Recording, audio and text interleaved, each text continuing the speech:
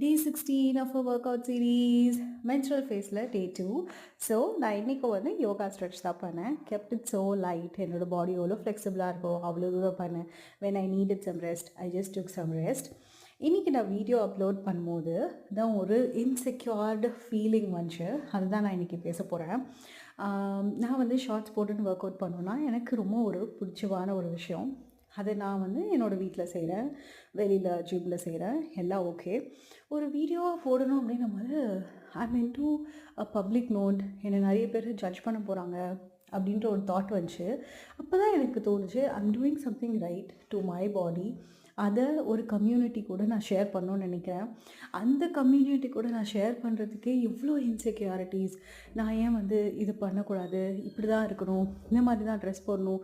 So ஒரு விமனாக இருக்க நமக்கே தெரியாமல் இந்த சின்ன சின்ன இன்செக்யூரிட்டிஸ் வந்து ரொம்ப சீக்கிரமாக நமக்குள்ளர போட்டுறாங்க. எனக்கு அது ரீசெண்டாக எப்போது போட்டாங்க அப்படின்னு யோசித்து பார்க்கும்போது தான், ஸ்கூல் டேஸில் வந்து ஸ்கர்ட்ஸ்லேருந்து சுடிதாருக்கு மாறும்போது லாங்காக இருக்கணும் டாப்பு, பேண்ட்டு தொலைதுலன்னு இருக்கணும், அதுக்கு மேலே ஒரு துப்பட்டா, அந்த துப்பட்டா வந்து ப்ராப்பராக கவராக இருக்கணும் பாடியை. ஸோ எவ்வளோ எவ்வளோ தூரத்துக்கு நமக்கு அந்த இன்செக்யூரிட்டியை வந்து பில்ட் பண்ணுறாங்க. Is it right? இதெல்லாம் ஓகேவா?